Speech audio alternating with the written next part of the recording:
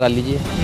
तो ईवीएम की मशीन को आप हैक करा लेंगे या उसमें कुछ गड़बड़ी करा लेंगे तो 400 पार करा लीजिए या 500 पार करा लीजिए। इसका मतलब है देश की जनता से, भोली भाली जनता से कुछ छुपाना चाहते हैं और देश को लूटना चाहते हैं और लूटकर चंद घरानों को देना चाहते हैं।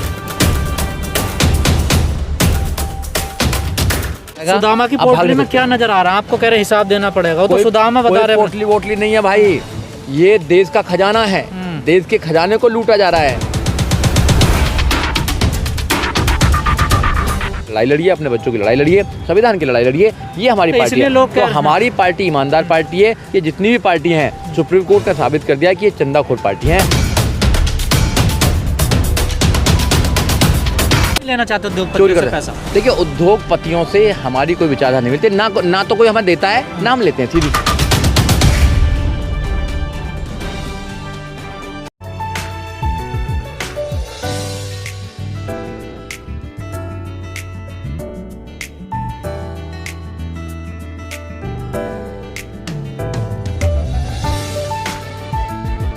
क्या है इनके पीछे ऐसा इंतजाम जो 400 पार करने जा रहे हैं इस बार 2024 में? देखिए, ईवीएम में गड़बड़ करा के कितनी करा लीजिए। तो ईवीएम की मशीन को आप हैक करा लेंगे या उसमें कुछ गड़बड़ी करा लेंगे तो 400 पार करा लीजिए या 500 पार करा लीजिए। जनता ये चाहती है कि ईवीएम मशीन बंद होनी चाहिए और बैलेट जो पेपर है उससे चुनाव होना चाहिए। तो जनता की बात तो सुनते नहीं है, जनता की मन की बात नहीं सुनते, अपनी मन की बात बताते रहते हैं। जनता ने जब जो चाहा है या इन्होंने जो वादे किए हैं, देश से झूठ बोलने का काम किया है। मोदी जी ने और बीजेपी सरकार ने जब भी अपना मैनिफेस्टो निकाला है, जनता से झूठ बोलने का काम किया है। 5 बड़े झूठ बोले। पहला बड़ा झूठ बोला कि हम 15 लाख रुपए देंगे, एक को भी पैसे नहीं दिया। ये तो पुरानी बात हो गई, पुरानी बात नहीं है, ये सब पब्लिक डोमेन में है। ये वही प्रधानमंत्री हैं, पुराने प्रधानमंत्री ने हुई है, वही प्रधानमंत्री ने बोला। आज भी प्रधानमंत्री बनने की बात कर रहे हैं ना, तो बात तो करी जाएंगी ना। वो तो तैयार है तीसरे कार्यकाल। हाँ, तो 15 लाख की बात करी, 2 करोड़ रोजगार की बात करी, बुलेट ट्रेन की बात करी नहीं करी आपने? उन्होंने करी नहीं करी? उसके बाद स्मार्ट सिटी और कौन सी सिटी करके पूरा देश को एक अच्छा लोहावने की वाली बात करी, मगर कुछ नहीं करा। उन्होंने दिया क्या? तो गरीबी देने का काम किया, राशन 5 किलो राशन देने का काम किया, उसके बाद भुखमरी देने का काम किया, ये काम देने का काम किया। ईवीएम की आप जिक्र करें, कोई फैसला आया कि आप सुप्रीम कोर्ट में खड़े हुए हैं यहाँ? देखिए, सुप्रीम कोर्ट को श्यू मोटो लेना चाहिए। सुप्रीम कोर्ट के ऐसे मुद्दों पर डिसीजन देने चाहिए जैसे अभी इलेक्टोरल बॉन्ड पर दिया है। तो इन सब का जो है, जितनी भी पार्टियां हैं, सबकी नींद हराम है, क्योंकि सब मोटा चंदा लेती थी। देखा आपने, मात्र बहुजन समाज पार्टी एक ऐसी पार्टी है जिसने किसी धन्ना सेठ से कोई पैसा नहीं लिया, और इन्होंने तो करोड़ों रुपया, हजारों करोड़ रुपए लिया। अब लिस्ट निकालनी पड़ेगी, लिस्ट देनी पड़ेगी, तो अब इनके ऊपर, इनके पेट में दर्द हो रहा है। अध्यादेश लाने तैयार है सरकार, लेके आ सकते हैं, मगर ये भी एक चोरी है ना, ये भी एक चोरी है। हाँ, गैर संवैधानिक बताया कोर्ट ने। हाँ, गैर संवैधानिक है। अगर जनता का कोई पैसा आ रहा है, धन्ना सेठों का पैसा आ रहा है, तो देश की जनता को पता लगना चाहिए कि तुम्हारी पार्टी को कौन से धन्ना सेठ पैसा देते हैं और सरकार उनको क्या क्या फायदा पहुंचाती है। ये तो पता लगना चाहिए ना। दूध का दूध, पानी का पानी होना चाहिए। इसका मतलब है देश की जनता से, भोली भाली जनता से कुछ छुपाना चाहते हैं और देश को लूटना चाहते हैं और लूटकर चंद घरानों को देना चाहते हैं। तो मोदी जी कह रहे सुदामा की पोटली में भी लोग शक कर रहे हैं। देखिए, अब तो कॉन्स्टिट्यूशन चल रहा है। अब कॉन्स्टिट्यूशन चल रहा है, आपको जवाब देना पड़ेगा, आपको हिसाब देना पड़ेगा, आपको जनता की पोटली का भी हिसाब, आपको जनता के एक एक पैसे का हिसाब देना पड़ेगा। आप कोई यहाँ पर सिलेक्शन से नहीं आए हैं, कोई आपने कोई पेपर दिया होगा, या इलेक्शन से आए हैं, आप लोगों ने चुना है आपको। उन लोगों में इतनी पावर है कि 5 साल के बाद आपको बदल भी सकते हैं। अगर आप लोगों का मान सम्मान रखते हैं, लोगों की कदर करते हैं, तो लोगों की बातों का जवाब देना, जो लोगों के जवाब है उनको आपको आंसर देना पड़ेगा। सुदामा की पोटली में क्या नजर आ रहा है आपको? कह रहे हिसाब देना पड़ेगा, वो तो सुदामा बता रहे हैं। पोटली वोटली नहीं है भाई, ये देश का खजाना है, देश के खजाने को लूटा जा रहा है। 3 खजाने हैं बड़े देश के। प्रधानमंत्री के पास चाबी है खजाने की, एक खजाने की जो चाबी होती है वो मुख्यमंत्रियों के पास होती है और एक के निगम के पास होती है। तो खजानों पर जो डाका डाला जा रहा है, उस खजाने का हिसाब ले रही है जनता। मालिक अपने नौकरों से हिसाब ले रही है कि जो हमने तुम्हें चुनकर राजा बनाया था, तुमने हमारे अकॉर्डिंग काम नहीं किया, तुमने वेलफेयर के लिए काम नहीं करा, तुमने नौजवानों के लिए काम नहीं करा, तुमने नौजवानों को रोजगार नहीं दी, तुमने क्वालिटी वाली एजुकेशन नहीं दी, तुमने न्याय नहीं दिया, तो उसका हमको हिसाब चाहिए। अभी तो हिसाब मांग रही है पैसे का, कल इनका हिसाब करेगी वोट से हिसाब से। अब ऐसा लग रहा है सुप्रीम कोर्ट और सरकार आमने सामने है दोनों। देखिए सुप्रीम कोर्ट संविधान की रक्षक है और जुडिशरी को इंडिपेंडेंटली काम करना चाहिए। जब भी देश में जुडिशरी ने इंडिपेंडेंटली काम किया है, सरकारों की नाक में दम हुआ है, क्योंकि सरकारें हमेशा अपने अपनों को रेवड़ी बांटने का काम करती है, जो सरासर गलत है।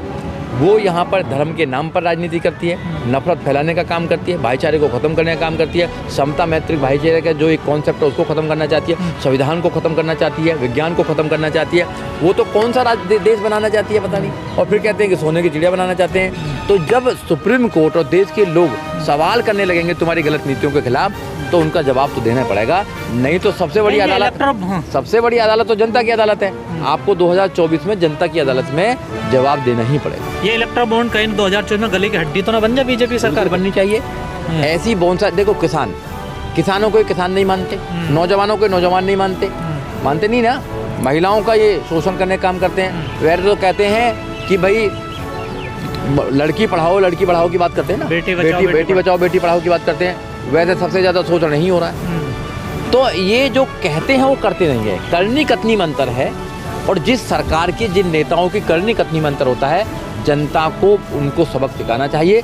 जनता को ऐसी पार्टी को बदल देना चाहिए, ऐसे प्रधानमंत्री को बदल देना चाहिए। ऐसे नेताओं को देश में, ऐसे नेताओं की कोई जरूरत नहीं। पर मोदी जी हैं तो सब मुमकिन है। देखिए कुछ ना कुछ कर लेंगे, वो कोई ना कोई रास्ता तोड़ निकाल लेंगे। देखिए आप जैसे जो पत्रकार हैं, पत्रकार का काम क्या है? लोगों को अवेयर करना, लोगों को जागरूक करना। मगर अफसोस की बात तो यह है कि जो मेन स्ट्रीम मीडिया वो बीजेपी का एजेंडा चलाने का काम करती है। वो देश की मीडिया नहीं है, वो भारत के लोगों की मीडिया नहीं है, वो कुछ पार्टियों की मीडिया बन चुकी है। इसलिए लोगों को भ्रमित करने का काम करती है और समय समय पर मीडिया लोगों को भ्रमित करती है, एक एजेंडे पर काम करती है और लोगों के दिमाग में केवल धर्म के नाम पर धर्म की चाशनी खिलाने का काम कर रहे हैं और लोगों को सही मुद्दों से अवगत नहीं कराते हैं, उनकी सच्चाई नहीं बताते हैं। अगर देश में सही मुद्दों पर बात हो, सही मुद्दों पर डिबेट हो, तो हमारे देश की जो हालत एजुकेशन की है ना, पूरे देश में, पूरी दुनिया में किसी देश की नहीं है। जो भुखमरी की है वो किसी देश में नहीं है। मोदी सही मुद्दों पे बात नहीं कर रहे हैं। जो रोजगार किया वो किसी देश में नहीं है। मोदी जी सही मुद्दों पे बात नहीं कर रहे हैं। राम मंदिर बनवा दिया, अब एक संबल में और मठ बनवा रहे हैं। देखिए प्रधानमंत्री का आशीर्वाद लेते जा रहे हैं। प्रधानमंत्री देश का प्रधानमंत्री है, एक धर्म का प्रधानमंत्री नहीं है। जब प्रधानमंत्री एक देश का प्रधानमंत्री है, भारत का प्रधानमंत्री है, तो किसी भी धर्म को उसको प्रमोट करने की कोई आज़ादी नहीं है, कोई संविधान उसको अधिकार नहीं देता है। अगर संवैधानिक पद पर रहकर कोई भी व्यक्ति अगर एक धर्म को प्रमोट पब्लिकली करता है और उसमें पब्लिक का पैसा लगाता है, तो सरासर गलत है, वो संविधान का अपमान है। ऐसे कामों पर रोक लगानी चाहिए। अब जैसे ये इलेक्ट्रल बॉन्ड है, अब ये धन्ना सेठों से पैसा ले रहे हैं, तो लोगों को पता लगना चाहिए ना कौन कौन पैसा दे रहा है। चुनावी चंदा ही होता है ना। हाँ, चंदा तो है, मगर चंदा कौन कौन दे रहा है और चंदा के बदले में आप क्या क्या दे रहे हैं उनको, ये तो पता लगना चाहिए ना कि आपने क्या क्या फायदा पहुंचाया। आपने है रेल किसको दिया, आपने भेल किसको दिया आपने, ठीक है ना, ये सब किसको बांट रहे हैं आप। तो वो बांटने का नजर आ रहा है। बिल्कुल घोटाला ही है। तो अगर देश की जनता से कुछ भी छुपाया जाएगा, घोटाला ही तो है ये घोटाला ही है, ये बड़े लेवल पे घोटाला है। और जब जैसे जैसे आपने देखे हो इनके जो दोस्त हैं, उनको बचाने के लिए मोदी जी क्या क्या कहते हैं, क्या क्या करने लगते हैं। भाई अदानी को क्या करा इन्होंने, बचाने का काम किया ना। एक साथ में उन्होंने टॉप बना दिया, उनको अमीर बना दिया। उसके बाद में जब घोटाला खुला तो सबसे नीचे आ गए। मार्च में लिस्ट आ जाएगी। देखिए अब सुप्रीम कोर्ट ने आदेश दिया है। मैं तो चाहता हूँ कि लिस्ट आनी चाहिए, चुनावों से पहले लिस्ट आनी चाहिए। दूध का दूध पानी का पानी हो जाएगा। सर बहुजन पार्टियों को क्या फायदा होगा, नुकसान होगा? देखो बहुजन समाज पार्टी जो है, मैं खासकर अपनी पार्टी की बात कर रहा हूँ, आपको तो जीरो है। वो कभी भी किसी से चंदा नहीं लेती है, वो अपने कार्यकर्ताओं के सहयोग से चलती है। वो सेल्फ रेस्पेक्ट का मोमेंट है जो हजारों सालों से चला आ रहा है। अब उसको बहन जी लीड कर रही हैं। बहन जी देश की न्यायप्रिय लोकप्रिय नेता हैं। बहन जी ऐसे किसी भी फंड को एक्सेप्ट नहीं करती हैं जो इलीगल हो।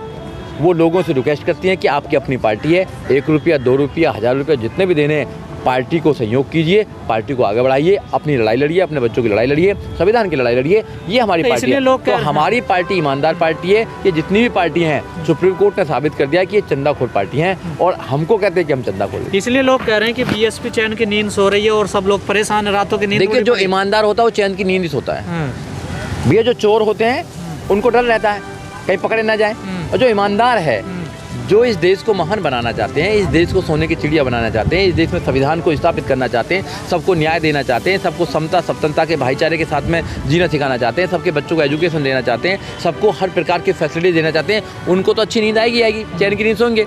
क्योंकि जिनकी भैया जो चोरी आप करते हैं, क्यों नहीं लेना चाहते उद्योगपतियों से पैसा? देखिए उद्योगपतियों से हमारी कोई विचारधारा नहीं मिलती, ना तो कोई हमें देता है, ना हम लेते हैं, सीधी सी बात है। मतलब लोगों तो उनका कोई काम निकालना देखिए पड़ेगा। हाँ, बहन जी का और हमारा कॉन्सेप्ट क्लियर है। जो मानव काशीराम साहब हैं और बहन जी जो बहुजन समाज पार्टी को लेकर चल रही है कि वो उद्योगपतियों की, वो अमीरों की साझेदारी नहीं है, हम गरीबों को रिप्रेजेंट करते हैं। अमीरों की अगर तुम पैसा लोगे तो अमीरों का इशारा भी देना पड़ेगा, मतलब सौदा करेगा अमीर तो सौदा करेगा। हाँ। तो हम अपने लोगों के अधिकारों का सौदा नहीं करना चाहते हैं, हम गरीबों की एजुकेशन का, गरीबों की बच्चों की एजुकेशन का सौदा नहीं करना चाहते, हम प्राइवेट नहीं करना चाहते हैं। प्राइवेट करके हम अपने लोगों को जो हमारे अधिकार हैं उनको ख़त्म नहीं करना चाहते हैं। हमारा कॉन्सेप्ट क्लियर है कि गरीब से गरीब व्यक्ति को अच्छी एजुकेशन मिलनी चाहिए, उनको उनके अधिकार मिलने चाहिए, संविधान सुरक्षित रहना चाहिए। इसलिए हमारी पार्टी ईमानदार पार्टी है, हमारे नेता ईमानदार हैं, इसलिए वो देश में एक नेशनल लेवल पार्टी चलाने का काम करते हैं। और हम लोगों से अपील करते हैं आपके चैनल के माध्यम से कि आपने सबको मौका दिया, सबकी सरकार बनाई सेंट्रल में, एक बार बहुजन समाज पार्टी को बनाइए, बहन जी को इस देश का प्रधानमंत्री बनने दीजिए, एक बार बनाइए आप लोग, फिर देखना इस देश में सब लोग सही हो जाएंगे, सब लोग बढ़िया हो जाएंगे और संविधान सुरक्षित हो जाएगा, सबको न्याय मिलेगा। बीजेपी इसलिए अमीर सबसे पार्टी है क्या? बिल्कुल अमीर पार्टी की सबसे अमीर पार्टी बीजेपी। भैया चंदा लोगे, चंदा के नाम पर आप रिश्वत लोगे, कई हजार करोड़ों के आप उनको प्लान दे दोगे, आप उनको स्कीम दे दोगे, ठेके दे दोगे, ठेके पे सरकार चलाओगे, तो भैया अमीर तो हो ही जाएगी, सीधी सी बात है। सीना चोरी कर रहे हैं और चोरी कर रहे हैं, चोरी और सीना चोरी। आप इस वीडियो के बारे में अपनी राय अवश्य दें तथा वीडियो को लाइक, शेयर और कमेंट्स साथ चैनल को सब्सक्राइब करना न भूलें। धन्यवाद।